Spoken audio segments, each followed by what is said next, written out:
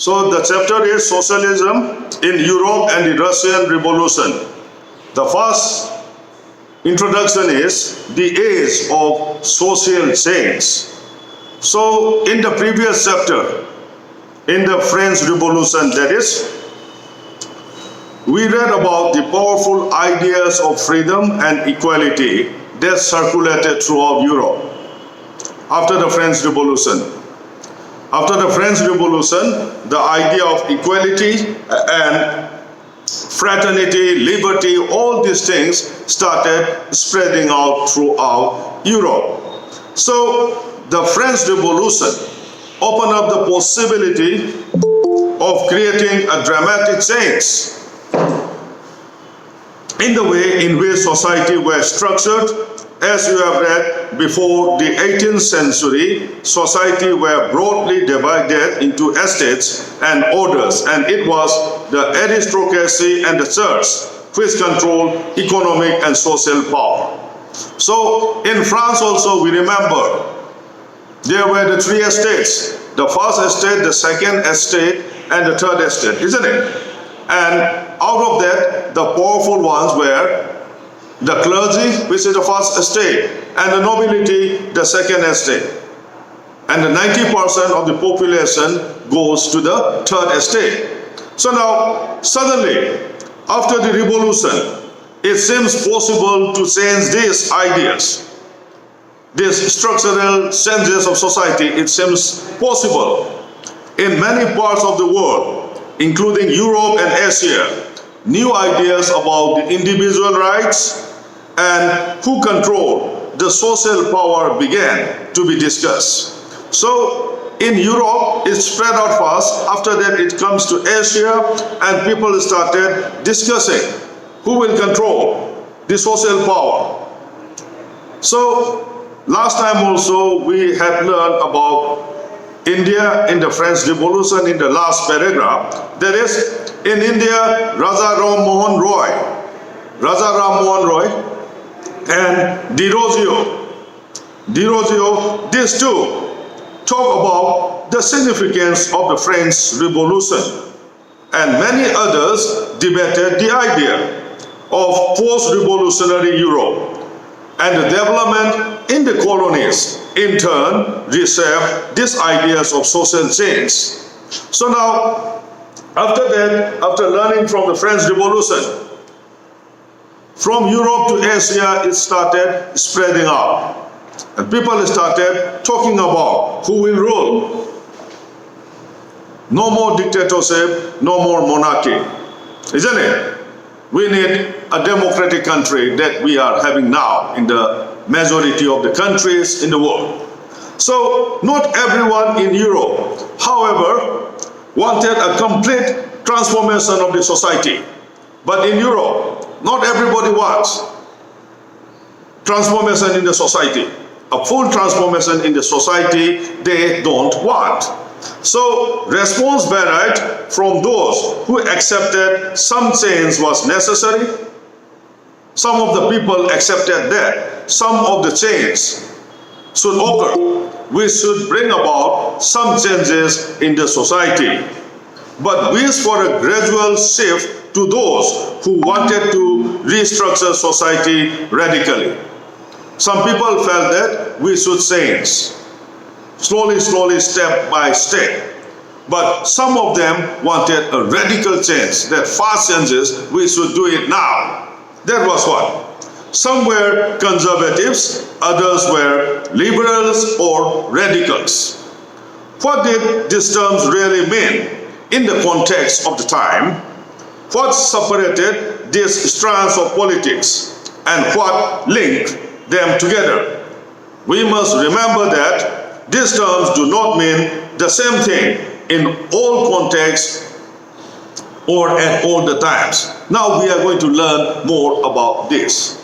So now we will look briefly at some of the political tradition of the 19th century and see how they influenced the change. Then we will focus on one historical event in which there was an attempt at a radical change. So we are going to look through this very briefly. What are the important traditions of the 19th century and how they influence the change? And we are also going to focus on one very important historical event in which there was an attempt at a radical transformation of the society. So now, through the revolution in Russia, through the revolution in Russia, socialism became one of the most significant and powerful ideas to shape society in the 20th century. So now, through the revolution in Russia, socialism became one of the most important and powerful ideas to shape the society in the 20th century. So, we are coming to liberals, radicals, and the conservatives. The first one of the group which looked to change society were the liberals. So liberals wanted a nation which tolerated all the religions. Who are the liberals? They were the group of people who wanted a nation where all the religions will be tolerated, where all the religions should be prosper all alike. We should remember that at this time, European states usually discriminated in the favor of one religion or the another. Why this liberal wants that all the religions should be treated equally is because at those times in Europe, the states, what happened, they usually discriminated or they favor one religion or the other. Britain favored the Church of England. For example, in Britain, they favored the Church of England. Austria and Spain favored the Catholic Church. Liberals also opposed the uncontrolled power of the dynastic rule. And liberals also, they oppose the uncontrolled power of the dynastic rule. That means monarchy. So that they oppose. They wanted to safeguard the rights of the individuals against the government. They also want to protect the rights of the people from the government. They argued for a representative elected parliamentary government. That means the liberal wants a representative elected parliamentary government, subject to laws interpreted by a well-trained judiciary that was independent of rulers and officers. They said that the laws will be with the judiciary which is independent, and the judiciary means the people who are in the judiciary, that is the courts. Those people should be well trained, and the judiciary should be independent of the rulers and the officers. That means the rulers and the officers should not interfere in the functioning of the judiciary. However, they were not democrats. The liberals, although they tolerated religion, they opposed the uncontrolled power of the dynastic rule. They wanted representative, elected parliamentary government, and the judiciary should not be controlled or interfered by the government. But they were not democrats. Why? They did not believe in universal adult franchise. Since the liberals did not believe in the universal adult franchise, they were not democrat. That is the right of every citizen to vote. They don't want to give rights to vote to all the people. That is why they were not democrats. They felt men of property mainly should have the vote. Men who own property means men who were rich should have the right to give vote. They also did not want the vote for women. They don't want to give voting rights to the women. So that is why liberals were not democrat, although they are very near to a democratic system. After that we have, in contrast, the radicals. Who are the radicals? Radicals wanted a nation in which government was based on the majority of a country's population. Now, the radicals again, they were saying that the government should form by the majority of the population. Maybe different language speaking people will be there, different religious community will be there. So out of that, the majority should rule. Men supported women's suffragette movement.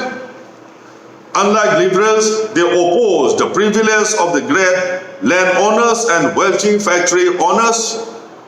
So they also opposed the privilege that were given to the landowners and very rich factory owners. Those privileges should not be given.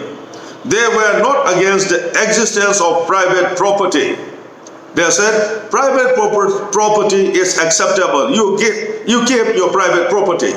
But they dislike concentration of property in the lands of a few. But they were saying that concentration of property in the lands of the few should not be there. Then next one is the conservatives. Conservatives were opposed to the radicals and the liberals. Conservatives, they opposed both the radical and the liberals. After the French Revolution, however, the conservatives had opened their mind to the need for change. After the French Revolution, the conservatives who were focused in the olden system, they started changing their mind. Earlier in the 18th century, conservatives had been generally opposed to the ideas of change. Conservatives, they don't want changes to be brought in. They were opposing the idea of change. But by the 19th century, they accepted that some changes were inevitable. So by the 19th century, they say that some of the changes are bound to happen. But believe that the past had to be respected and change had to be brought about through a slow process. So what happened was that the conservatives, they said that we accepted the change. Change is inevitable. It is bound to happen. But then we have to respect the past as well. And change to be brought in a very slow process.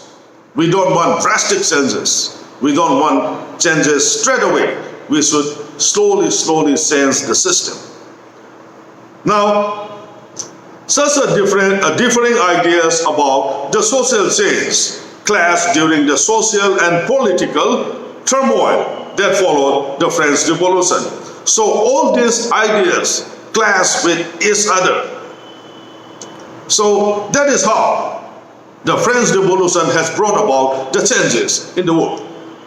The various attempts at revolution and nation transformation in the 19th century helped define both the limit and the potential of these political tendencies. We are coming to now industrial society and the social change. These political trends were signs of new time. It was a time of profound social and economic change.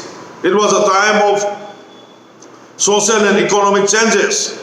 People were having different ideas. People were having great ideas which they believed that it was right. It was a time when new cities came up. New cities started coming up. And new industrial region developed. A new industrial region also started coming up. Railways expanded. And industrial revolution occurred. So, industrialization brought men, women, and children to the factories. Once the industry started, men, women, and children, they started coming in towards the factories. Work hours were often long and wages were poor. The working hours were very long. And the wages per day they were paying money that were very low. Unemployment was common. and particularly during the times of low demand for industrial goods. When the industrial goods, the demands were low. At that time, unemployment were plenty. Housing and sanitation were a problem since towns were growing rapidly. Housing and sanitation, all these were a problem because the towns were growing very, very fast. Liberals and radicals searched for solution to these issues. So liberals and radicals, they started looking for the solution to these issues. Almost all the industries were the property of individuals. All the properties belong to the individuals. Means private, it will be. Private means belonging to an individual or a group of individuals. So at this time, liberal and radical themselves were often property owners and employers. So at that time, the liberals and the radicals, they were themselves owner of the property, and they were also employers, having made their wealth through trade or industrial ventures. They made their wealth through business and through the development of industries. They felt that such effort should be encouraged, that its benefit would be achieved if the workforce in the economy was healthy and citizens were educated. So these liberals and radicals, they believe that if our workforce is healthy and if they are educated, then it will be helpful to them as well. Opposed to the privilege, the old aristocracy had by birth, they firmly believed in the value of individual effort, labor, and enterprise. But to this, the privileged old aristocracy, they believe that the value of the individual should be by the individual's effort. If freedom of individual was ensured, if the poor could labor, means work, and those with capital could operate without restraint, they believed that societies would develop. So in that way they were thinking, if the freedom of the individual is ensured, is given, and if the poor could work, and those who were having money, if they could operate without restraint, without any interference, then society would develop by itself.